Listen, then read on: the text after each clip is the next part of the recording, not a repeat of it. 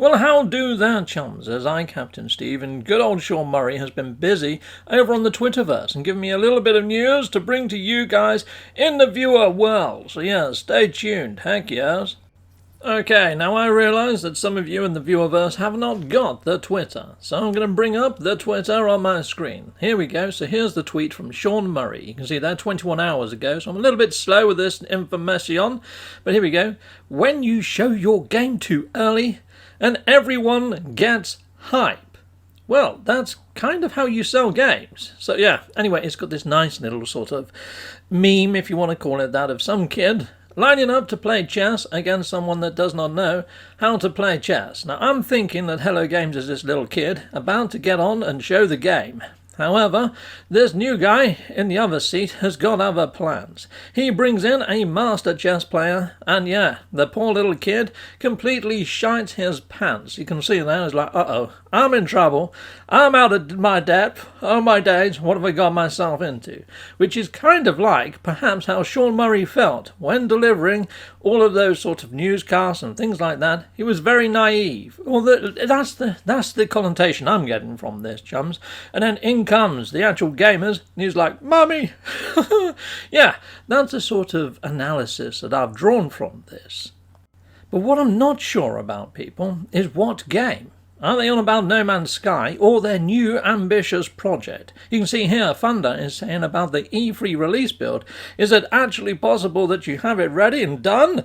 Yeah, I mean, when I first saw this, I did think of E3, and I've put my comment on here. I mean, there's a few other comments about where's Expeditions 3, the station keys as well, the overrides or whatever you want to call them. There you go, Expedition 3. And when I'm scrolling down, you'll see my comment in a second. Righto, so here's mine. And I just mentioned that I believe if they were more truthful with trailers and delivery of expectations, I mean, they managed to pull it off with the last Campfire trailer.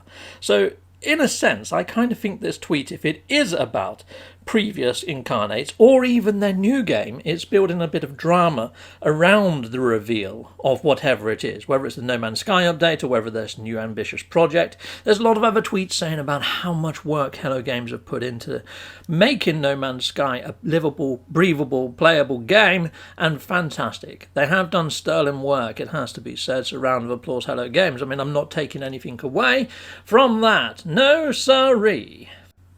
The meme and the wordage that Sean Murray used, the whole releasing your game too early and causing hype, and that sort of balancing act, reminded me of an interview he'd done with IGN. I'm going to play you a little snippet of said interview, where pretty much Sean Murray almost canons that word for word to the IGN reviewer. And yes, you can hear the actual interview in a second. Let me just find the clip. Here we go. Executamondo. Between 2014 and 2016, Sean Murray appeared to be a sort of restless ideas machine, appearing in interviews with the express purpose of pouring out whatever was in his mind, rather than what was safely calcified in code on his computer. It was, by his own admission, a mistake.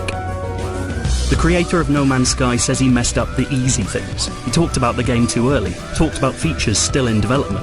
At the time, he didn't understand why AAA companies had their spokespeople stick to scripts. Now he does. Murray doesn't talk about what he's making anymore. He talks about what he's already made. Sean Murray saying that he's only going to show what he has made. He's actually spoke to Polygon the other year, around September, to say that they're working on a huge new ambitious game.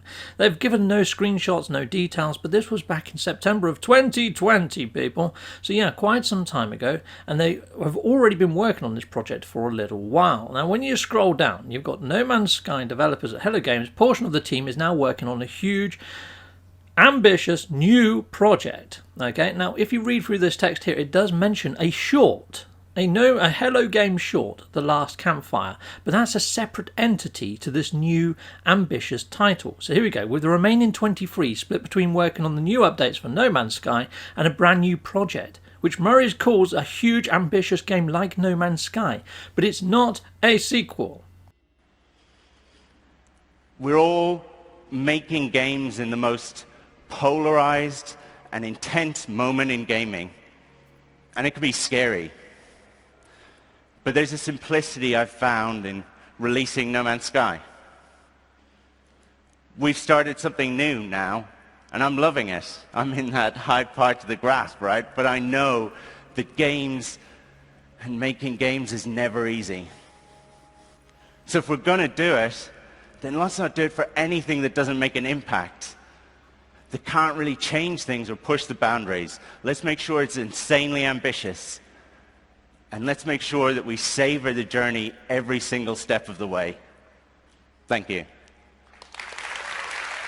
So that was the first hint of the new working title, something new and ambitious in GDC of 2019, and it did get me super excited. Now you're probably wondering, what about my tweet? Why did I mention about putting out truthful trailers and delivery of expectations and mentioning of E3? Okay, well, let's hit up the Game Informer interview where he mentioned about the build at E3. Yeah, I mean, this is kind of like the planet that we showed at E3. I really like to kind of point out to people, I guess, that it's a real place, you know, it's a planet, and it's kind of rotating around the sun and stuff, and that, like, you can walk in any direction, and you can walk for days and days, and depending on the size of the planet, weeks and weeks, and you will eventually walk the whole way around the planet, you know, and come back to where you started. And I like that you're orbiting around the sun and stuff like that, and that you can look up in the sky and see that, like, there's actual features and things like that on the other planets that you can see, and that they're real places too, that you're in like a solar system. You know, it's kind of cool doing this on the E3 build, because a lot of people would have seen just the quick 3 minutes that we showed or whatever, but it wasn't some level that we built or something like that, even though I think it looks quite nice in places. You know, it's a procedurally generated world, and like you... Righto, so what we saw at E3 in 2014 was actually a gameplay trailer. It wasn't a teaser trailer. It didn't say, this is in-game development footage, what you may get in-game may differ. None of that sort of stuff. It said gameplay trailer. So that sets expectations. It sets expectations to what you see on the screen could be found in-game. And we all know that isn't to be true from what we got at launch. And what we got now is closer and closer to what we see here.